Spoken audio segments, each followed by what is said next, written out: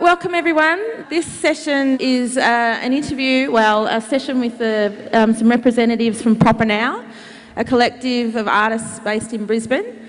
And I'm really happy for the opportunity to speak to you fellas today because, again, as chair of the Indigenous Arts Advisory Panel for the City of Melbourne, and just hearing around the festival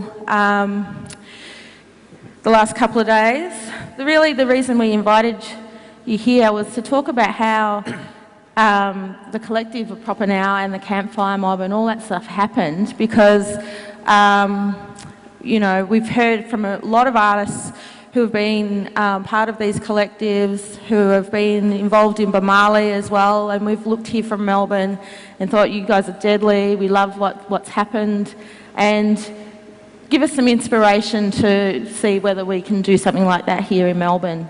As I said, a lot of this festival is about the visibility of Aboriginal and Torres Strait Islander art and culture here in Melbourne, and I'm so proud of what we've seen today in all art forms, the last couple of days.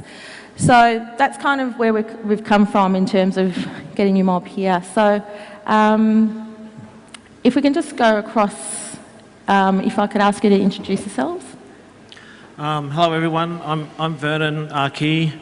I'm originally from far north Queensland, but I've been living in Brisbane for about 20 years.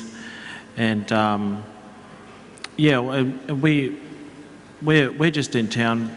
We don't come to Melbourne very much because nobody wants to give us a show here. But, or pay for us. But it's good being here. We know a lot of people in Melbourne, and Sydney, but Queensland's a very different dynamic to anywhere else. So, but yeah, we'd be very keen on talking to anyone who's thinking about trying to form an artist group like us, and we are deadly, yes. I'll get you quickly to all introduce yourself, and then I've got a couple of questions about Queensland. But yeah, yeah. Hello, my name is Tony Albert. My name's Laurie Nelson. I'm Richard Bell. And we've got some of your work scrolling across the screen as we speak, so if you want to reference any of your work, that's fine, up to you.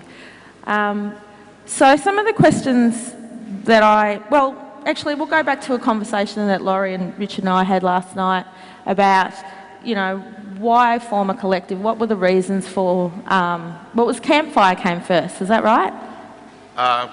Campfire was something that happened way back when, and when we were all just catching up as artists in Brisbane and hanging out, white fellas and black fellas, and I don't know if anyone knows the history of Brisbane, but there was bugger all happening in Brisbane prior to 1990. If we did have an opportunity to show a bit of work, it'd be in a little building in an old Opal building where only black people come to anyway, and no one with any money. So, but at least we got our chance to have some work up for a week. So, but that's prior to 1990. So the balance, I think, changed a lot of that landscape. Like I said, we used to catch up and just talk about art and pretty well do what we're doing now, just talking about art and producing art together or by ourselves. And so that was the campfire group. It's interesting, but like any group, if it gets too big, it probably gets a little bit too hard to handle, of course, because you have all these egos and personalities, and I suppose that's what makes us work. We're good friends. And Richard made a comment yesterday, like, if we weren't in proppaNOW, we'd be doing exactly the same thing. Just talking about art and doing art and hanging out together. And I think that's why proppaNOW works. We're just all real good friends, But we learned from the old days of the campfire group too that, big projects and that, you have to leave your egos at the door or you just don't get nothing done. And then you had the dynamics of white fellas and black fellas working together, and so it was a fair bit of a sorting out period. But that's not the kind of outside perception of you, Mum. Like, you're seen as some pretty big egos in the group. That's him. That's Richie. Would you like to respond? He got all shy. That's the first time I've seen that. We do come from Aboriginal communities. You know what happens when you get a big head in our communities. It gets kicked. So we kick each other's at times when it's necessary. So that's a part of the process that just comes from our community anyway. One of the reasons we set up proppaNOW was to counteract some of the stereotypes and preconceptions and misconceptions held about art making in Australia. Strangely enough, we're not allowed to make Aboriginal art, because Aboriginal art being dots and cross-hatching. So we're not allowed to do that kind of stuff. So, and that, in everybody's mind, is Aboriginal arts. That meant that us blackfellas from the East Coast essentially were excluded. There was nothing there for us, and we always ended up in Darky's Corner, in all these exhibitions and that sort of thing. So we know that through the group process, you have a much bigger say. The sum of the parts is not quite what the group is. The group is much more than that. So we'd known from our experience with the Campfire Group, they'd also been Bamali, and they had this reputation that went with it, just by sheer fact that they formed a group. And when we first set it up, people said, well, how are we going to get noticed? I said, look, with us setting up a group, we'll start people talking. Like there's all the talk around town. What was it? What now? That was a funny story. Proper show-offs. What was it? Proper bullshit. It was all these sorts of things. So but basically the thing was to give blackfellas from Brisbane a focus nationally, and internationally, and we've been pretty successful in doing that. And we knew that we had to do that with friends, and trying to make sure that it gets to be successful. And we also, it wasn't lost on us that our socio-political structure for thousands of years has been small family groups. So we're trying to replicate that as well. They're like the big homogenous organisations, like in communities, they're doomed to failure, I think. Because democracy doesn't work on the micro level. It doesn't work very well. You get three people on a deserted island, one of them fuckers is going to die. So for us, the actual lived experience in Aboriginal communities, as far as I've seen, is that the organisations are run by the biggest families. Yeah. Yeah. I suppose I was really surprised how quick proppaNOW happened, because I was actually out of town. Every now and again I drop out and go and get a job and pay my credit card debt off so I can go back and do art again. And I was up working on a dam site, and this fella, Alan Warren, another black fella in Brisbane, said, "Oh, your name's been bandied around in Brisbane a bit." And I said, "What? I haven't even been there." They said, "No, apparently you're part of that What Now mob." I said, "Who are they?" So they actually voted me into the group when I wasn't there, but I was glad they did. I come back and caught up with them, and been producing art ever since. So it was great. Yeah. And sorry. I was just going to say, Gordy Hookie was That was the same position. the same thing. We just said he was in the group. He didn't know. He didn't know for about 6 months. He had never even heard anything. I think he was overseas at the time, wasn't he? The hard Yeah, I think people so, say yeah. no to, Yeah. But Vernon, you've been, part of the proppaNOW thing is about that a lot of attention's given to remote art centres, and that urban people are underrepresented. You've sort of been, spoken about that quite a bit, about Well, in look, terms of look, proppaNOW. we're blackfellas who make art in cities and toil away making art about the lives that we actually live. you know, the people that we actually know, and you know, issues that concern us as modern peoples. You know, blackfellas have been toiling away for years, decades, but you know, the white construction that is Aboriginal art still prevails. I can sit here and say for sure that that is the case, because if we walk next door, on the ground floor and on the top floor, you will go in there and say, oh, this is wonderful. But that's a utopian idea constructed by whitefellas. It's utopian to the point where it's impossible for any Aboriginal to achieve that ideal. It's crazy, you know. It's these whitefellas making us take crazy pills.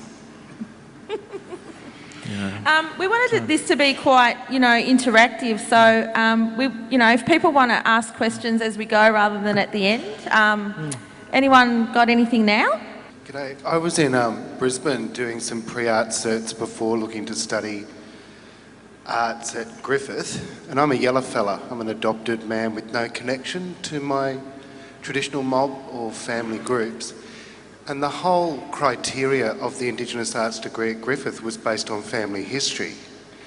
And I found the application process quite traumatic because it didn't take into account stolen, adopted or orphaned Aboriginal people, which makes up a large sector of the community.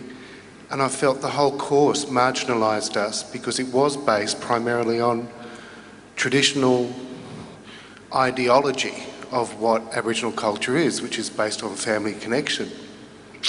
So when I asked the lecturers, do I base my entire body of study on my adopted parents and their nationalities and their culture, they couldn't answer me. And I just found it very totemic and politicised the course in that nature, because I'm an urban Indigenous man who wants to comment on a broad range of issues, including my own identity. And I didn't want to explore that primarily in a class format. I thought that could have been quite traumatic. Do you care to comment on that, or what do you think about that? Would it be better for me to pursue? Well, what I think about is that that's not a significant part of the community at all. People who don't know who their families is. You know, that's a myth. You know, 90% of blackfellas know exactly who they are. You know, we can prove our Aboriginality in less than 30 seconds by naming our family, okay? You know, the fact that you don't have that, you know, look, I'm sorry for that. But, you know, like, and the part, I've got no problem with the course relying on your knowledge of your family. You know, like, to qualify for that course, you should necessarily know who your family is. If you don't, you can't do that course. That's what I reckon anyway.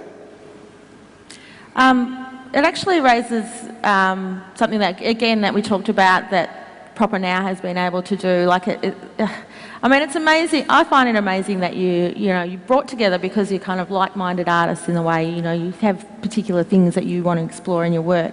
But one of the things that I didn't know about proppaNOW was the link to, you know, art. What's the course that you were talking about that, you know, so many artists have come through? proppaNOW course in Brisbane. What's the course he's talking about? Oh, It's a Bachelor of Arts degree in Contemporary Aboriginal Art. Yeah.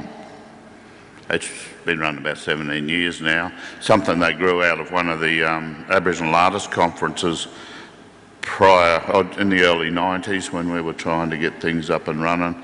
Richard, myself go back a fair way. It was back in the days when we were trying to organise the state as artists, because there was no funding coming to Queensland, because there was no art centres set up in Queensland. So Yeah, we tried to set up art centres back then. we actually set the state up twice and stepped back to be artists and watch it fall over twice. So we can't put any more energy into something like that. So Yeah. just the wrong people get in after we've set it up, because we don't want to be administrators. We want to go back to Make doing art, art. yeah.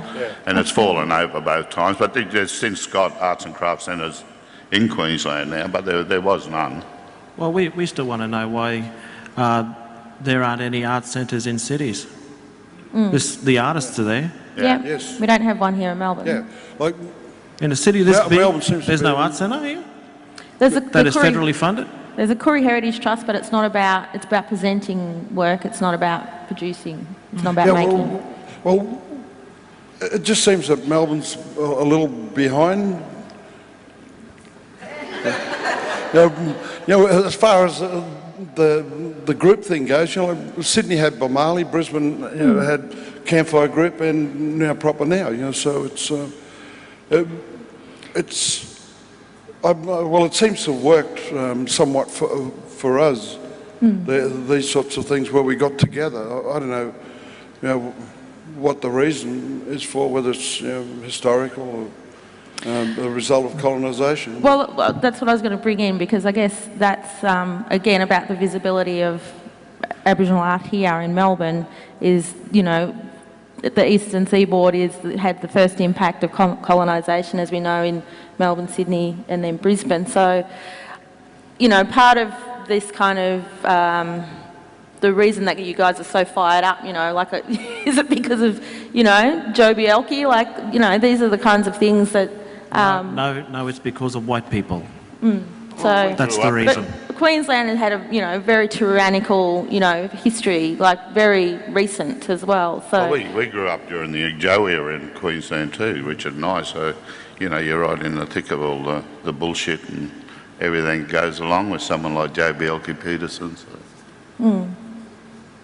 And so what's turned it around? It's come from blackfellas? I don't think anything's turned around. I think things are as bad as they were 30 years ago. Yeah. I mean, particularly in the visual arts, the kind of things that people like Kevin Gilbert were talking about. He tried to set up Aboriginal University in the 1960s. So the kind of stuff that he's talking about, that he's banging the drum on, is still relevant now. I mean, as individuals, people like Richard and Gordy and Laurie and other people like Destiny were talking about things in their art that people were just saying, well, that's ridiculous because you're not real anyway, so why should we take your work seriously? And so we make proppaNOW because we have strength in our own support system within our group. But the things we're talking about 5 years ago, they laughed us off. And we're still saying the same things now, and people take us a bit more seriously because we're profile artists now, and we won't back down from anything, but that's what it takes. But the stuff they were laughing about 5 years ago, some people still laugh about now because those issues are still relevant and we still have to fight that battle. Stuff about identity like this brother talking about here. Them blackfellas, if a blackfella comes up to us and says, I don't know my family, but I'm a blackfella, and we say, okay, then we'll come and sit with us. Then blackfellas up in North, across the Cape and across the Northern Territory, they'll point to all of us and say, you're not real. Because it's white fellas that convinced them to think like that. Yeah. And them fellas, they swallow that wafer. They love it. White fellas pat them on the head and they wag their tails. Did anybody see Bart Willoughby last night? Those two new songs of his, wow, they were just fantastic. And so contemporary now, it was just so great to hear it. And his last song was a Kevin Gilbert poem. Mate, all those old No Fixed Address songs are still relevant. Yeah, Jonesy? I was just curious about with proppaNOW, when you first started as, proppaNOW, how have the major sort of institutions in Australia actually reacted to that? And have they changed from then to now? Oh, they don't put us in Darky's Corner anymore. No, there hasn't been, to be honest, they've pretty much ignored us. There's other, artist groups around, like some of these artist groups represent, their countries in biennales and stuff like that, the Asia Pacific Triennale, 2006 or whatever. There was the Chinese group, the Long March, how long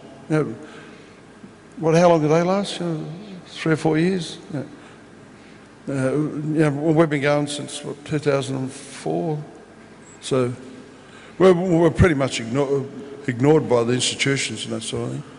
I've seen forums like this where, especially last year when we were over in New Zealand, it was a really tight little area and it was quite personal space, and Richard sort of lined up a few of the curators and you could see them squirming in the seat from where we were sitting, you know, about how artists are treated, and how you talked about Darky's Corner and how, you know, you got to find your own way from the airport, whereas all the curators get picked up and everything like that. And it was interesting to sit there and watch all these people squirm. And by the time we left there, we had a venue space. We had the whole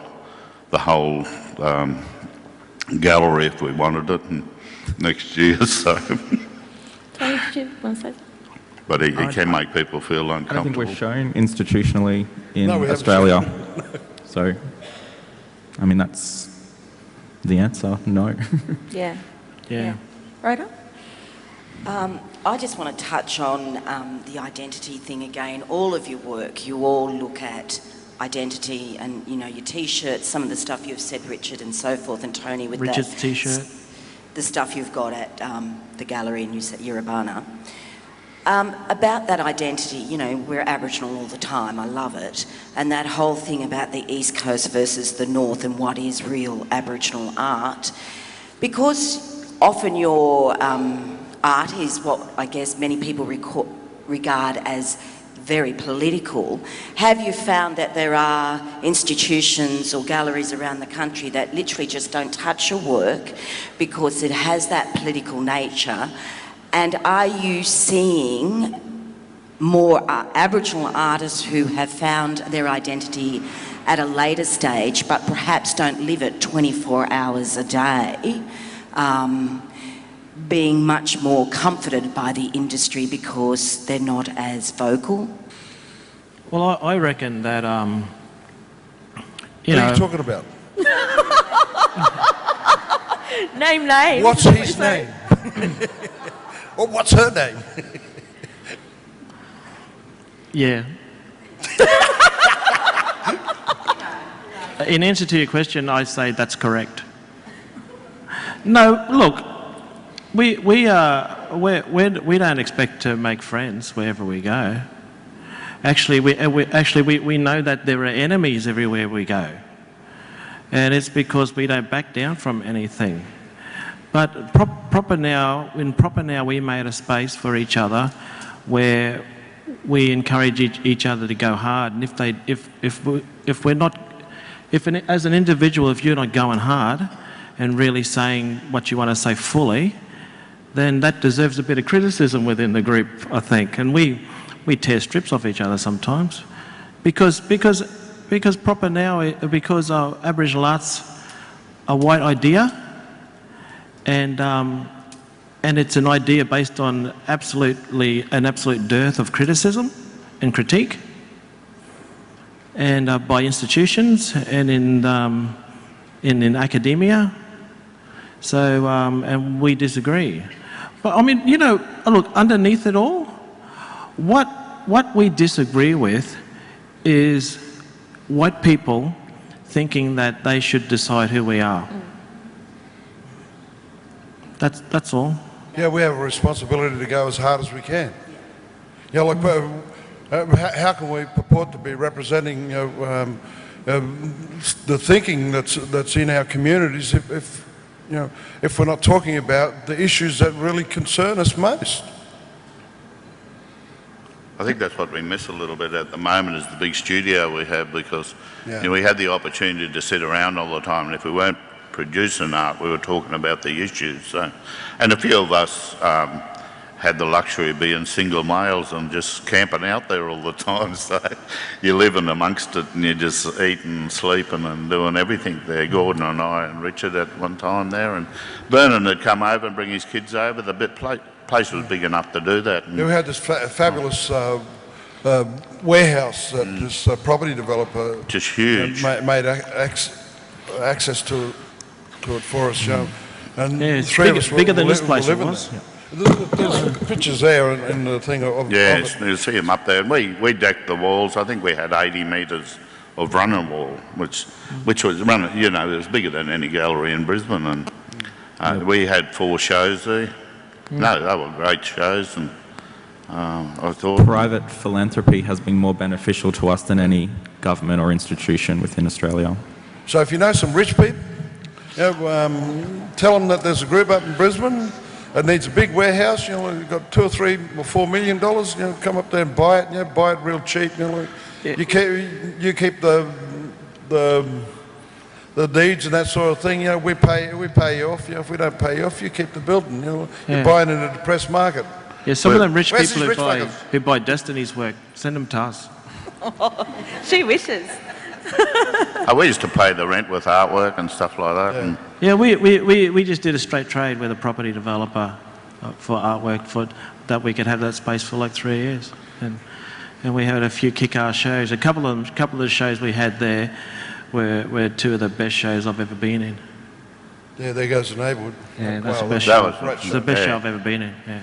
the building we had is actually now the new 4AAA, the Indigenous media. They built a whole new building there and took it up another story. But yeah, it's right in the middle of West End. You know, it was a great place for artists to be living. And But what do you reckon? How can a group like proppaNOW start here? What do you reckon, Rich? Because one of the things I think Just picking up, get together as groups as friends. You know, like you can be, you know, across disciplines. You know, if necessary. You know, like you know, just. I'd strongly advise friends. You know, even if you have a row now and then. You know, like, we don't always get on. Like, he's not the easiest bastard to live with. This that's bloke because here. you're a prick. we've got a question over here, John. Part question, part comment, and you've most probably answered part of it. In my limited time when I worked in Brisbane, I tried to project the idea that the best Aboriginal art in the country was actually being made in Brisbane, and that's what should have been an exhibition, a state gallery exhibition, which has never been taken on. Aboriginal people still being excluded from the Triennale, the Asia Pacific Triennale, and there's still the battle to change the regime. It's like there's a drag effect with Bielki within institutions. What I was very happy with and really inspiring, that people go outside the state. You can't wait for the state, and by that I mean the government, to do things. You've got to get out and do your own things. And eventually I was able to do that exhibition of the version of it in Sydney. But it was bleedingly obvious to me this is where Aboriginal art was happening. And I just, it's part comment and part question. And in that way, there's this current 2 things. That's one thing. I like the way that you operate outside the state, outside of government things, to do things. And the other was this current thing about the other, where people constantly look outside. They don't want the blackfellas in Brisbane, particularly. We don't want to champion those people. But they would import people from the Pacific or Asia as the exotic other and promote them. And this has happened here in... Who are you talking about? In the big elephant, I'm not talking about my ass is big, look big in this, but the elephant in the room of that thing with the Michael Parafokai commission, and a similar work that actually happened in Campbelltown, where a Pacific Islander artist comes and wants to work on an Aboriginal site and is funded to do that. In Campbelltown, that was knocked on the head, but in Michael Parafokai, it's a $1 million commission that possibly could have given to an Aboriginal artist first off. I'm just thinking in light of these other public artworks here about an Aboriginal landscape. I think institutions, and I think the country in general, likes likes to have some engagement with the exotic other. They just don't want to deal with the exotic other communities. You know, that's all. Like being a Brisbane resident, I'd love to see international sculptures from all around the world sit there, but it's again what you were saying earlier, there's a right way, a wrong way, and then a really wrong way. This has been treated, you know, very badly, and you can just, as simply by posing a question, would they get Indigenous artists from Australia to go and do a Māori story in a Māori institution? So Tony, just for the audience, do you want to explain what that commission, about their commission, like what's happened? Or can any of you, or... John, you want to explain that? The Queensland Government has a public arts policy, and they have a committee that advises them. The Premier, for whatever reason, has put up a thing called the Premier's Public Art Award, and it's worth $1 million for commissioned work. They sidelined the committee, that committee that's supposed to advise them, and they set up their own committee and came up with a pre-selected 3 artists, none of which were Australian even, I think, at all, and certainly none of them were Aboriginal.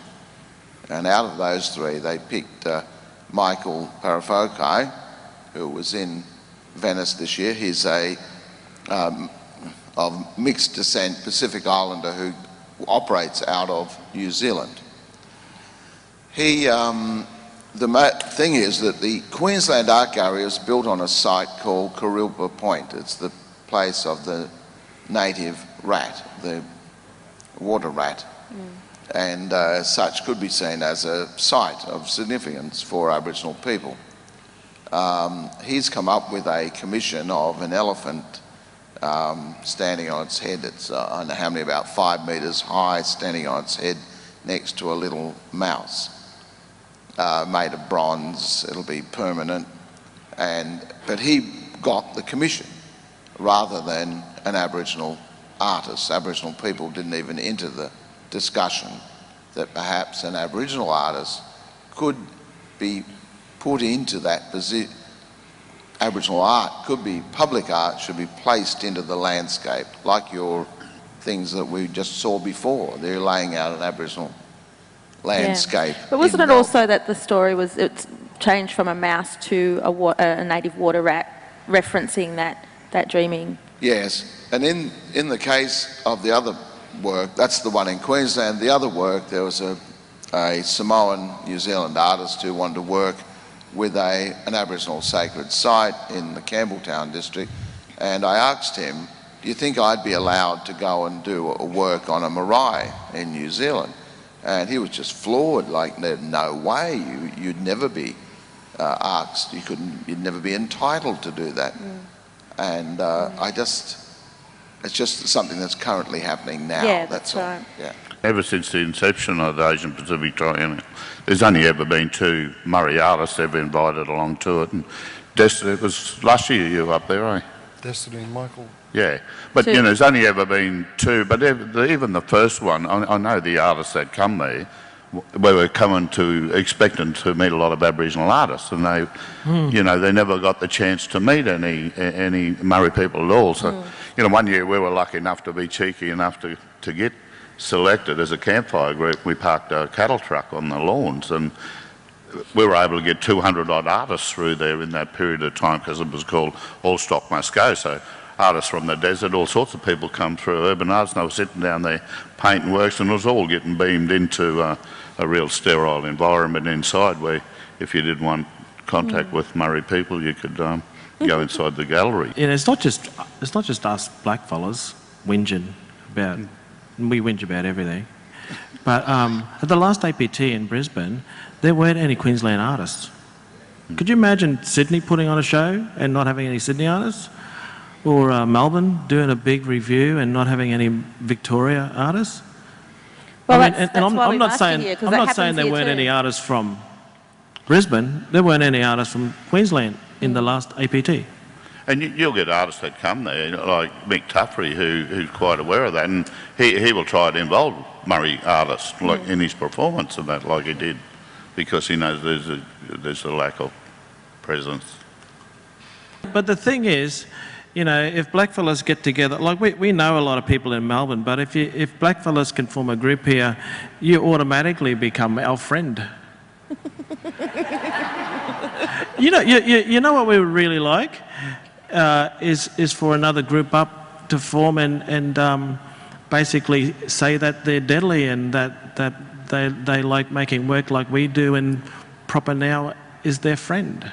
We were wanting to talk about elitism, you know, like, and how you're not allowed to be elite, you know, like, you know, in Aboriginal communities. Well, that's bullshit. You know, everybody sucks up to the footballers, you know, like, and sports people and that. They're allowed to be elite. You know, so you know, like, if they can be elite, so can we. Yeah. Yeah, and I just, as one of the younger members of the group that was brought on, I was Richard's assistant prior.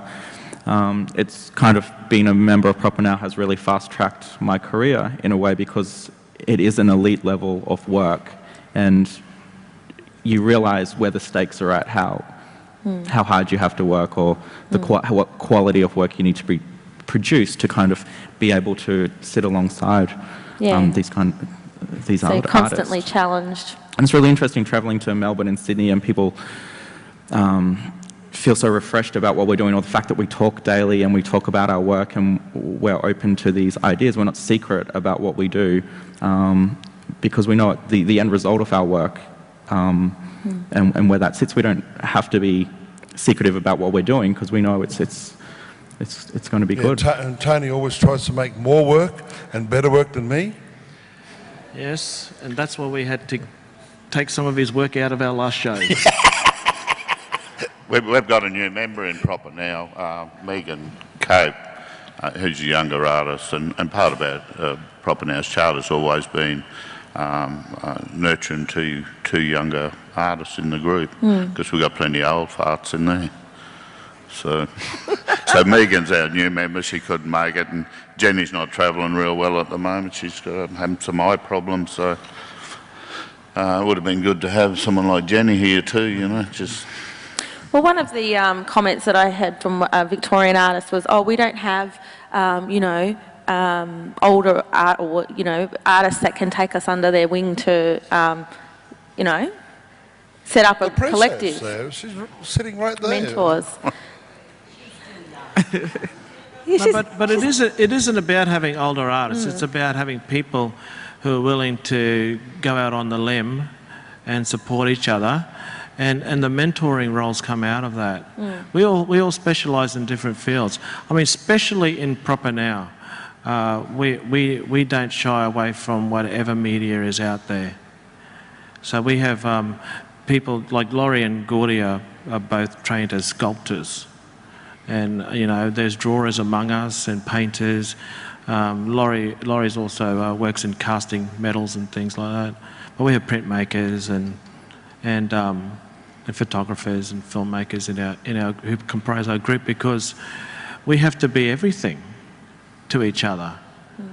I don't know. It doesn't concern us so much about what kind of show people would like us to make, but we have to be all those things to each other first. I think everyone has to feel secure within our group, and to be able to speak out and say whatever they want to do. So if someone says, I think I want to do some video, you know, you've got to have the experience within the group to say, well, this is how you do it.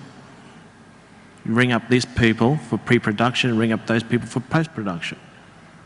And we do rely on each other for different things, like Bern does a lot of our photography and images and stuff like that, so we all probably bring something different to the table all the time, and that's good, you know. Well, we love it. We love just doing things for each other. Yeah. And we can do a lot of that stuff in-house, you know. We don't have to run out and rely on someone. I think last year when we were up in Cairns, I think people were quite shocked that we don't get any funding, so we have to. But they had no idea that we weren't funded. Yeah, everybody thinks we're funded. Yeah. We don't get any money at all. No one has ever offered us money, and we just think, well, let's just do whatever we want anyway. Let's just work bloody hard and do what we want. Oh, look, I just want to bring us back to the issues, say, with that sculpture commission. You know, like, the root of that is a lack of respect for Aboriginal people. You know, that they just didn't respect that we own the land, you know, and that this whole issue is unresolved. They can make it easier by respecting us. A simple matter of respect. They should not have thought anywhere outside having an Aboriginal artist. They wanted an international artist for that that thing there, for that sculpture thing. Now, if Judy Watson and Fiona Foley aren't international artists, you know, who've got public works everywhere, you know, I don't know who the fuck is. So, and this respect thing, it also extends to this Australia Day. You know, like, they stole this country from us. They're still killing our people. You know, we're at the bottom of all socio-economic indicators in this country. Now, for them to go around waving fucking flags in front of us is disrespectful. And it's got to stop. You know, if they stop that shit right now, we'll be a lot better off. Immediately. Yeah, and I'm just picking up on, you know, there's that transgression of human rights by having other people decide what your culture, how your culture is, Yes.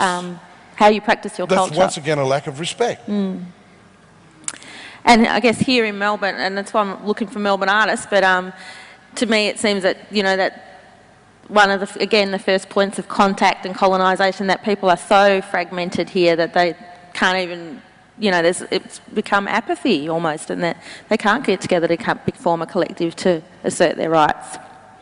I'm just putting it out there, people.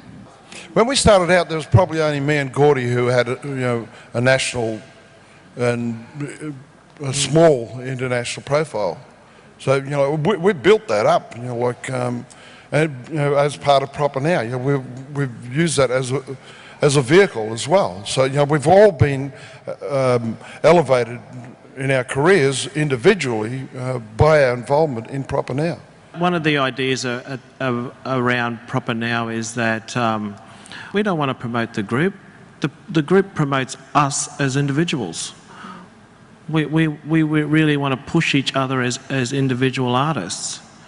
You know, the proppaNOW works because we all agree on so many things about being Aboriginal as individuals. But, you know, I think it's about agency as individuals. And we push each other.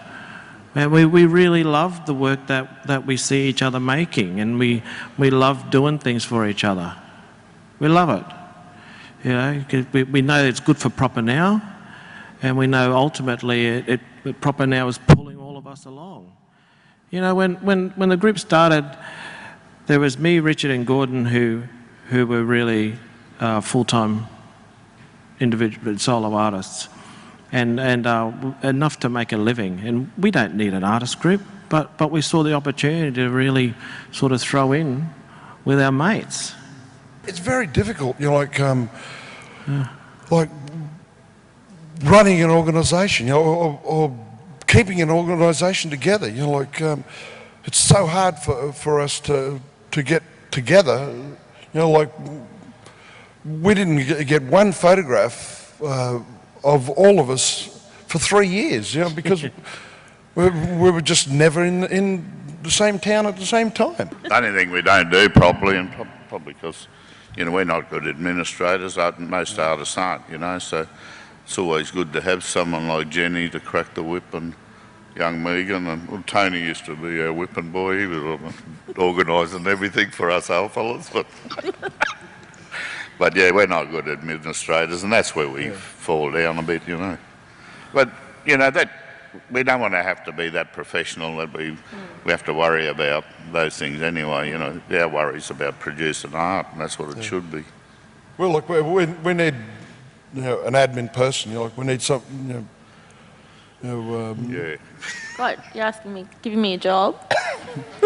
There's no pay. It's just... You also have to work for free like we all do. Sydney for a while. Yeah, Tony, come back.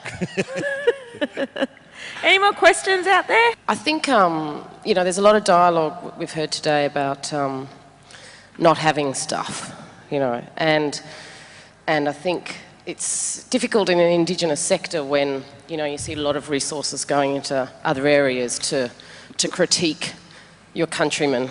You know, like I'm from Central Australia, and there's very, you know, there's a lot of great artists there, and I wouldn't call them, you know, under the thumb of white fellas necessarily, or, you know, dogs' tails being wagged or whatever. So I think that's, you know, got to take issue with that.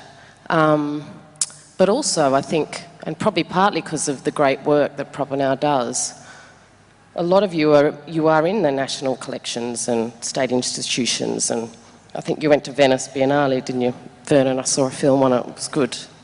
And so actually, you know, I've seen, Richard, your work hanging at the National Gallery of Australia and in Sydney, whatever, New South Wales Art Gallery and stuff, so I'm not so sure about you, Laura, but I know, Tony, your work's in a lot of the collections. So, in fact, you are recognised artists, you are collected, but a lot of the rhetoric or dialogue has been that you're not. So I just wonder if you're going to embrace that, like embrace your success and make that, you know, that's where obviously you're going for your intention, but a lot of the dialogue is about not being successful somehow. So it's sort of, I'm not sure really what my question is, but I suppose it's how your thinking evolves. Like, we're filmmakers and we used to have a lot of that dialogue about not having stuff, and we didn't. And we got organised like you guys and sort of demanded a piece of the action. So things like NITV and stuff got set up, but actually our dialogue now is about being the best and doing the best work and being highly successful. So I suppose it's a question about where you sort of position yourselves, and has that evolved as the group's evolved? Oh, we position ourselves at the very top. Yeah. Yeah, where else would we place ourselves? But I think you're seen as being at the top, too. Yeah, but you know, the art industry sees but then us, we've got to live up to it. Yeah, the art industry sees us as the best for the cheapest price. You know, we get collected, but they don't pay the prices that they pay for. Here's a black fellow who just won the Telstra, 90 years old, he'd been playing for 5 years, and his work's $40,000. You know, and you get people like Sally Gabori, whose work's $50,000. You know, but if we get collected, so this is one of the things that's happening. If we get collected by institutions, they want a discount on everything, you know, and we're only in the institutions because they can get a deal, and a lot of blackfellas don't know what they're worth, especially blackfellas from the city. You know, the blackfellas from the desert, they know what they're, well, they don't really know what they're worth either, because the white fellas are the ones that are doing all the deals for them. You know, but another thing too, you know, you could say that we travel internationally and stuff, but you know, it's one thing to be taken up internationally and to have a regular market there. But there is one thing that we all know about travelling internationally, is that we get treated a lot better internationally. So we don't know what to make of that when we come back here and get treated like shit. And we get treated like shit everywhere here. Look, there's a thing with, if you're talking about how people get treated, you know, like, for some reason or other, artists get treated differently to people from other industries. You know, like I was sitting on a plane, and you know, like, it's a long way between here and America. You know, like, and I was just trying to remember, you know, when I'd been picked up from the airport, and I couldn't remember once.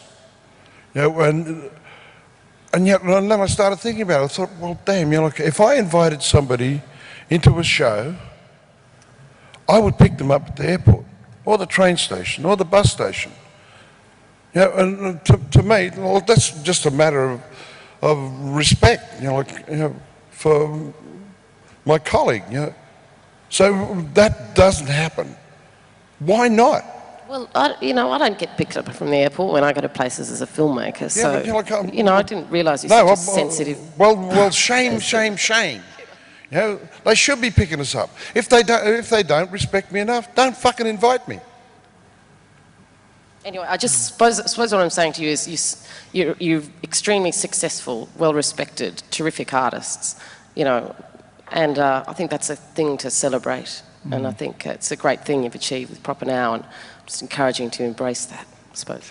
Look, I think, like, particularly since we've put proppaNOW together, is that our individual success, you know, flows from what we do. You know, like what we're trying to do is you know, is to be part of the revolution that is happening here in this country.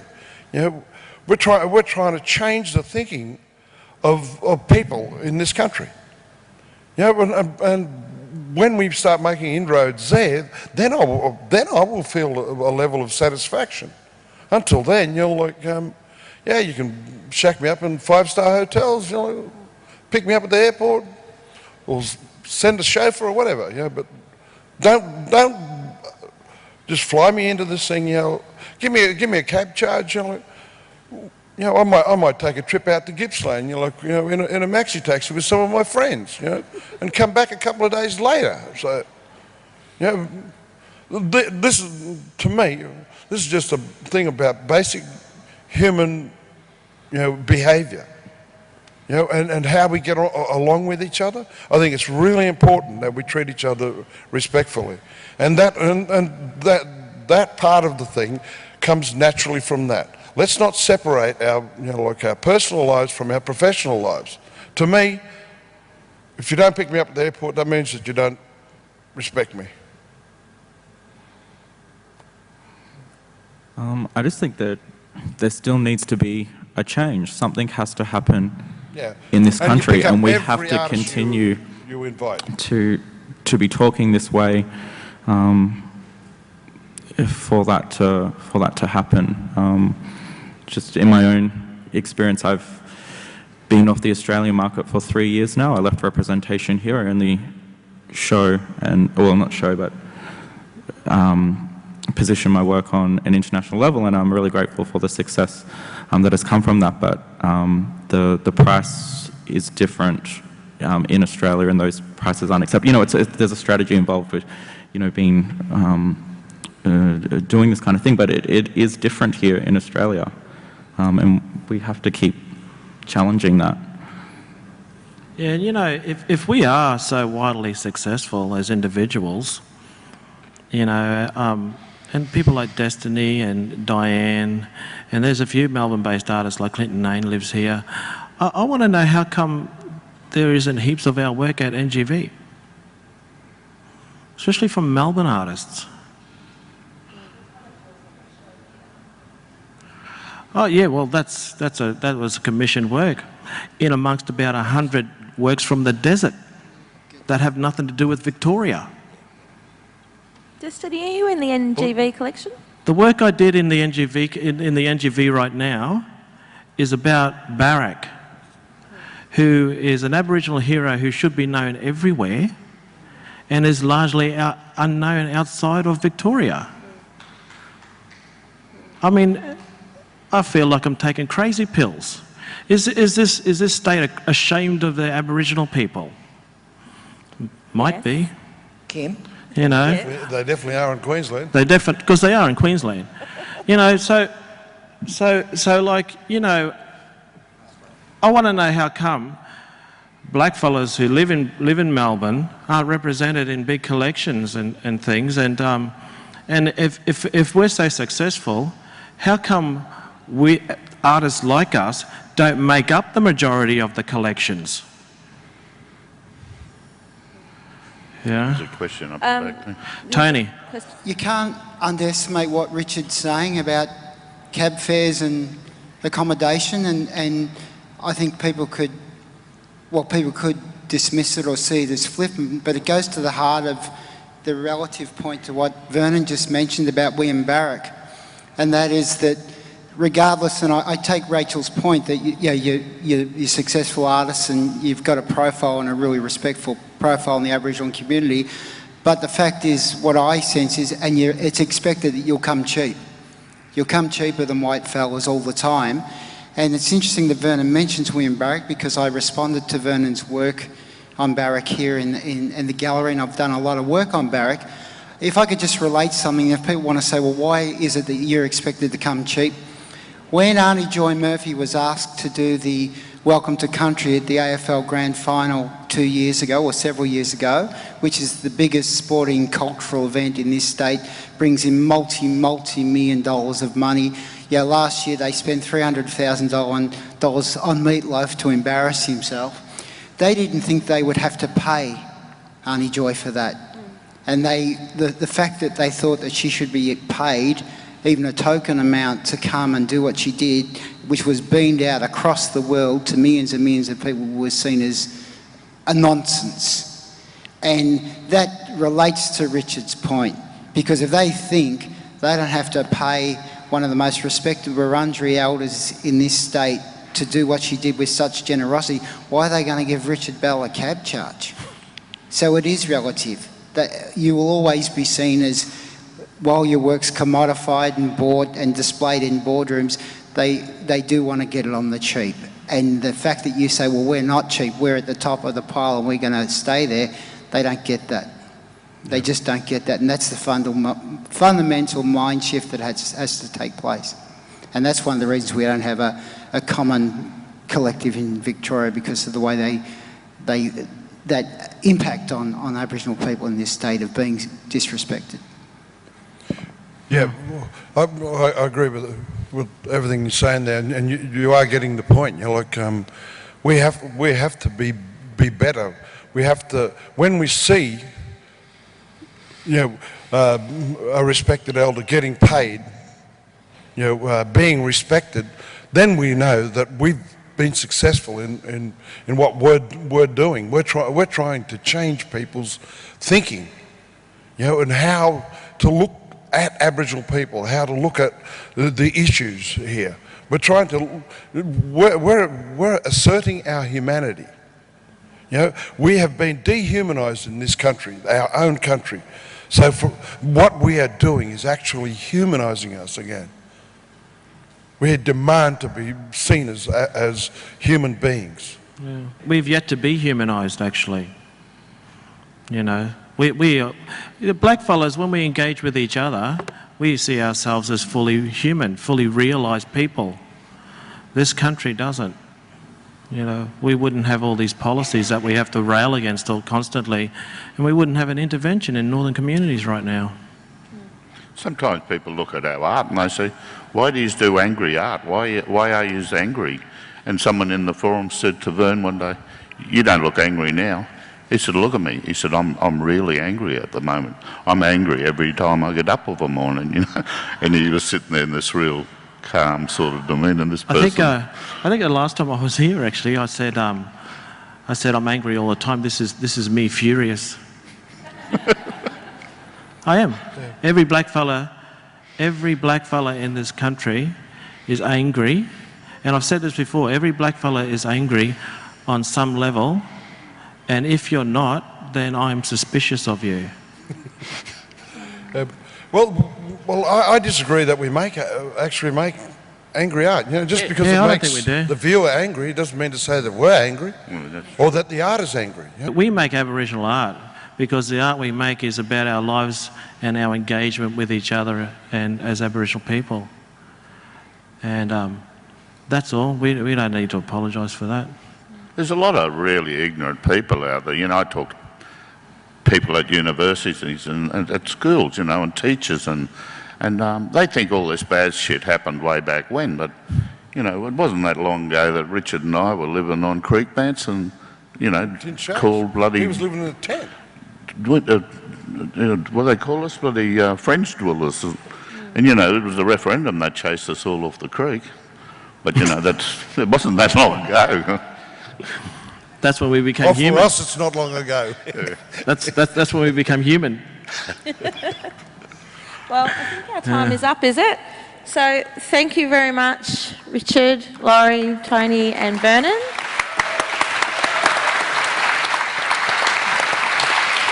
Thanks, everyone.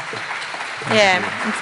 You do continue to inspire us, and I think part of this what I've felt out of this festival is this freedom to be ourselves, and that's self-determination is a tenet of Victorian culture here, and will always continue to be. So thanks for bringing your perspective to us.